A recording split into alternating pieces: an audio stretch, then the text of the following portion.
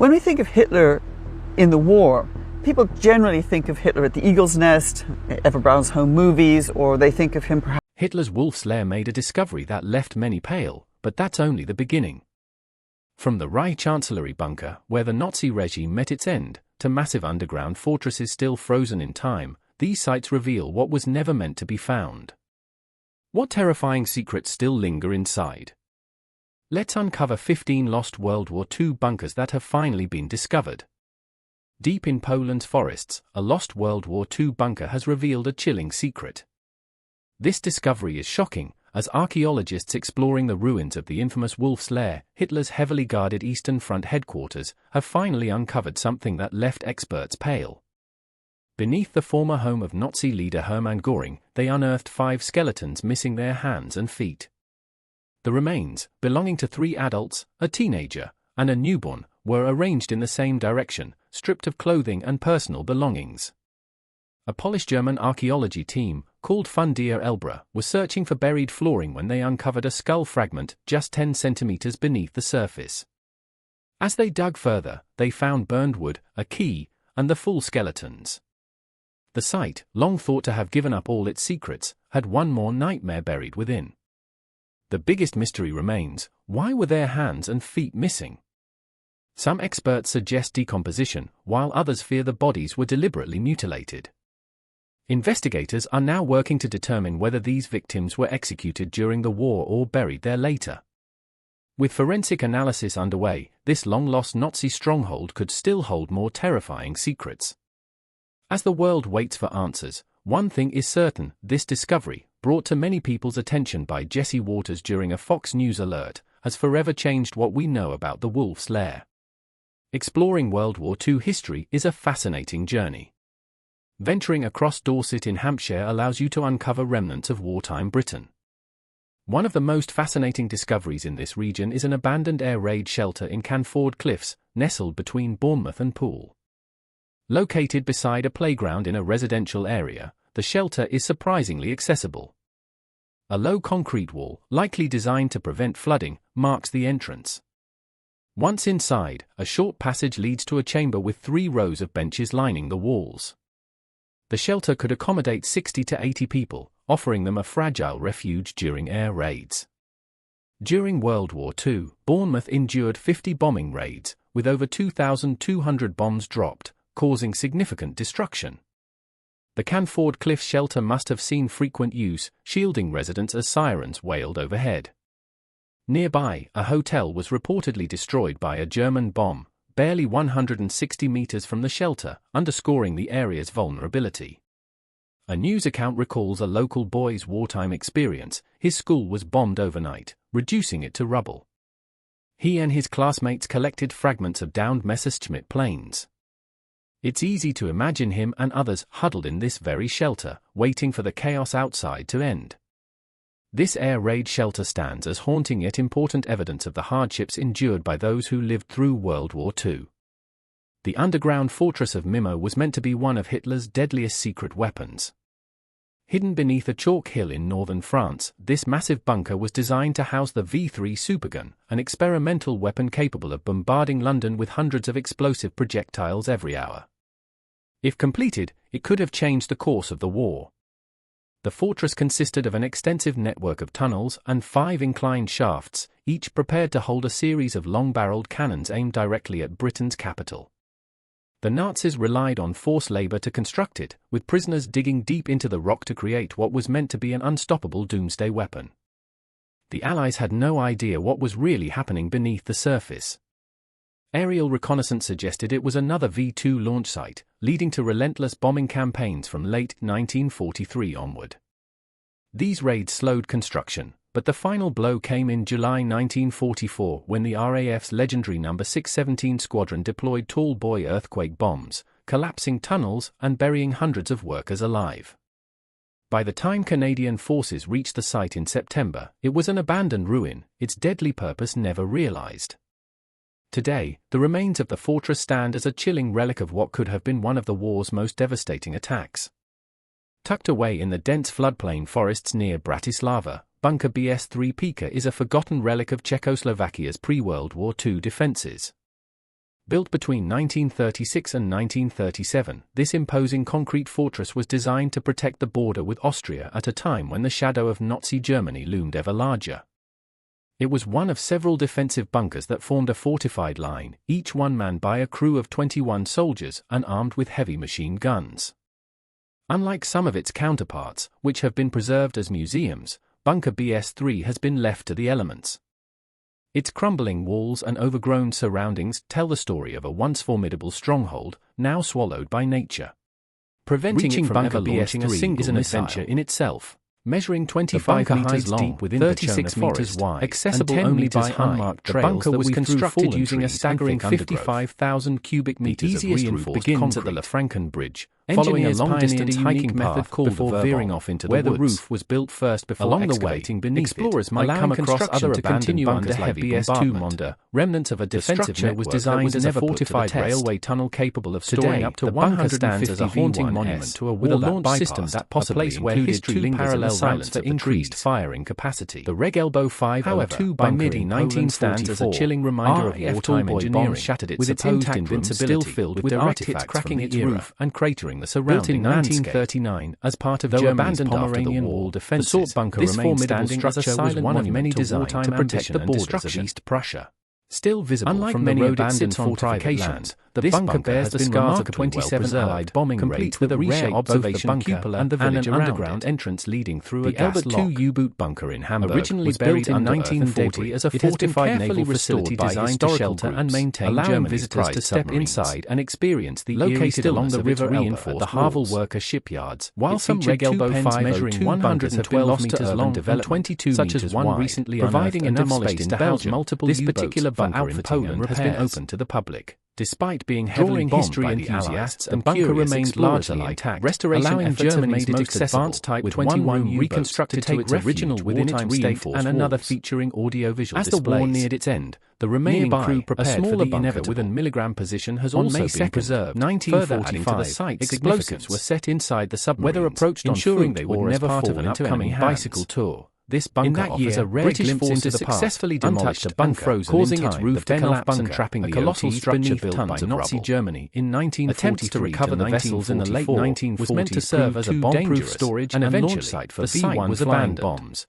Codenamed, the bunker was rediscovered in 1985. It was one of several forgotten OTs designed to support Hitler's vision of large-scale missile deployment. However, in the 1990s, the German Allied declared the site the most heavily attacked V-weapon site with concrete and gravel. Today, the remnants of the former naval stronghold are buried beneath a parking lot, its history hidden beneath modern development. In northern Denmark, a sprawling network of more than 450 concrete bunkers known as the Hansol Fortress lies scattered across the windswept landscape. These bunkers are remnants of the once mighty home fortress, built by Nazi Germany during World War II. The fortress was a crucial component of the Atlantic Wall, designed to control access to the Skagerrak Strait. Armed with 4 massive 38cm guns, identical to those mounted on German battleships, the fortress worked in tandem with the Vara fortress in Norway, creating a deadly choke point for Allied naval forces. Construction began in 1942, and by the later years of the war, Home had become one of Denmark's most heavily fortified sites. Its defenses included anti-aircraft batteries, machine gun nests, and an extensive system of underground bunkers, many of which remain eerily intact.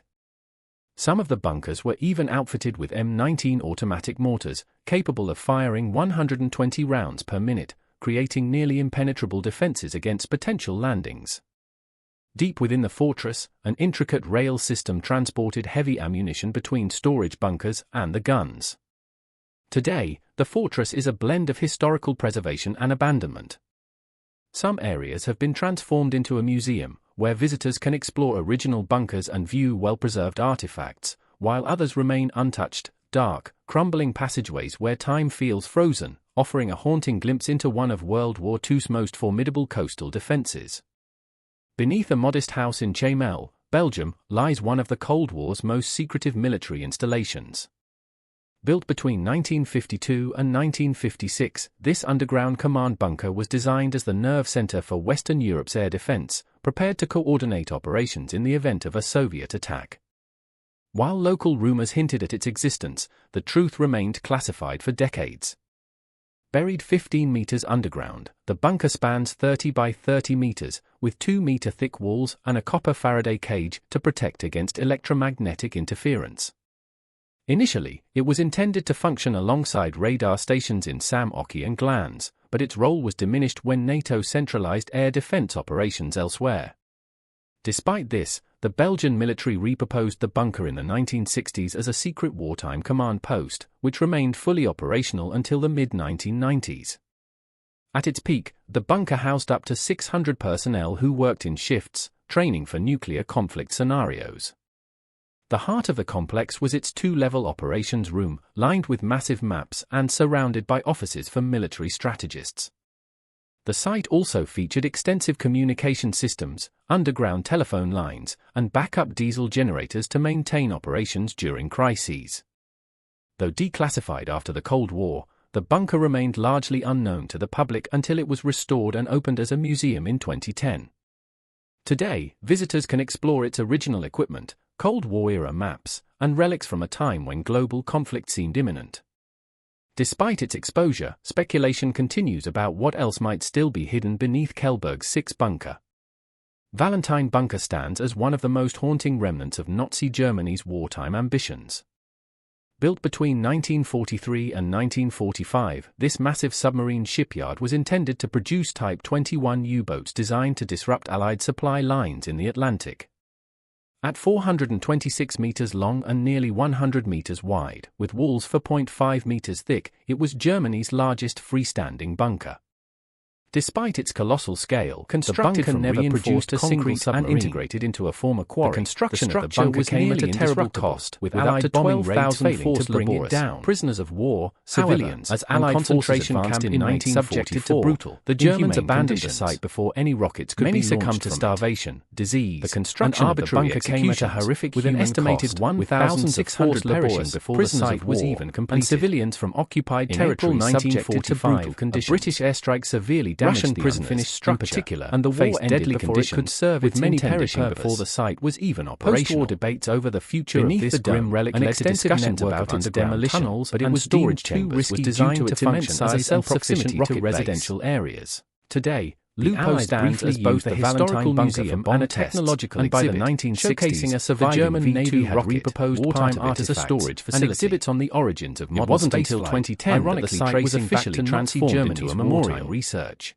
Today, visitors can follow a 1.5 featuring immersive 3D films that transport 25 historical stations that feature photographs, survivor testimonies. The haunting bunker now serves as a powerful reminder of both history preserved and Bunker Valentine now stands as a stark reminder of the horrors of forced labor. A towering artillery bunker east of the abandoned gun bunker, one of the German fortifications that lined the French coast near part of the Atlantic War. France is one of the eeriest remnants of Nazi Germany's wartime rocket program. The planned invasion of Britain, the site initially consisted of 2 massive Russian-made guns. It was intended to serve as a launch facility for the V-2 rocket, 1942, but these guns were designed to strike London and other Allied cities, creating the 2 imposing structures that remain today. At 35 meters long and 15 meters high, the bunkers were carefully positioned to maximize their firing range across the Strait of Dover, an area so heavily bombarded during the war that it became known as Hellfire Corner. The guns themselves had a storied history, captured by the Germans in Latvia during World War I. They were rechambered from 255mm to 240mm by the Krupp Company and modified to fire 150 kg shells up to 28 km. Though they couldn't reach the English mainland like the larger caliber guns of Battery Todt, they were critical in defending German shipping routes. The bunkers were more than just gun placements, they housed barracks, ammunition storage, and even a hospital adorned with striking frescoes. In 1944, the battery's defenses proved useless against an inland assault, with the guns facing the sea. German forces were overrun when the 3rd Canadian Division stormed the fortress of Koller. Battery Oldenburg, also known as Moulin Rouge, surrendered on October 1, marking the end of its role in the war. Today, its massive structures remain open for visitors who dare to explore their dark corridors, though venturing too deep without caution might leave you cut off from the outside world. The Saint-Nazaire submarine base is one of the most imposing relics of World War II. Built by the Germans in just 16 months between 1941 and 1942, this colossal structure was designed to be an impenetrable stronghold for their U-boat fleet. Spanning 301 meters in length, 130 meters in width, and 18 meters in height, with a staggering 500,000 cubic meters of concrete reinforcing its walls and ceilings, the most remarkable feature of the base is its roof. Layered with reinforced concrete, granite, and steel beams, it reaches up to 9.6 meters thick, making it nearly indestructible against Allied bombings. The base housed 14 submarine pens, the first 8 functioning as dry docks for servicing and repairing Germany's feared U-boats. But beyond its military function, it was a self-contained fortress. Inside, the base had workshops, ammunition depots, dormitories, a hospital, a restaurant, and even bakeries to sustain the crew. A fortified lock was built between 1943 and 1944 to protect the submarines while transferring them from the Lair River. Armed with anti-aircraft weapons, machine guns, and mortars, the base was heavily defended, though its full firepower remains a mystery.